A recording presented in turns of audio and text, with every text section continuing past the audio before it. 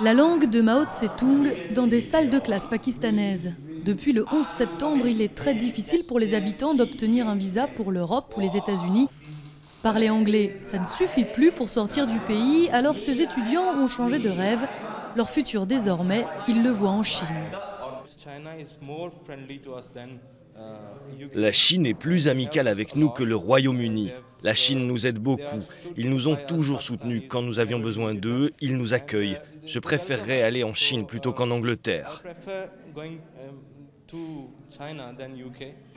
Étudier dans l'empire du milieu, une façon pour la classe moyenne pakistanaise de s'adapter à la nouvelle donne géopolitique, sans compter que les relations entre les deux pays sont de plus en plus fructueuses.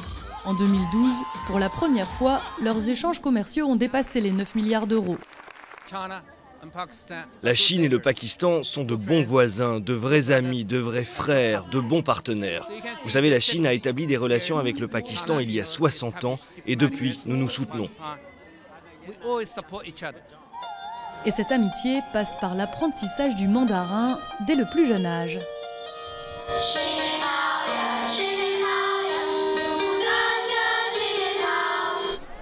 La demande de cours de chinois augmente à chaque rentrée scolaire. Cet établissement de la capitale a mis en place un projet pilote il y a un an, avec cours de langue et voyages scolaires en Chine. L'objectif, étendre ce projet à 200 écoles primaires du pays, mais il n'y a pas assez d'enseignants pour répondre à la demande. Au Pakistan, nous avons 6 000 étudiants qui apprennent le chinois, mais seulement 50 professeurs. Nous manquons de professeurs. On dit que le Pakistan est difficile, non pas difficile, dangereux, donc il n'y a pas grand monde qui veut venir enseigner ici.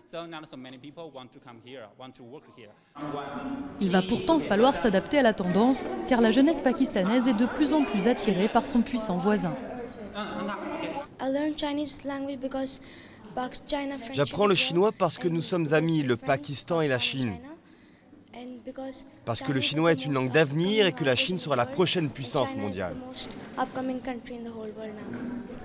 En 2012, 8000 jeunes Pakistanais sont partis étudier en Chine, alors qu'ils n'étaient qu'une poignée, il y a à peine 10 ans.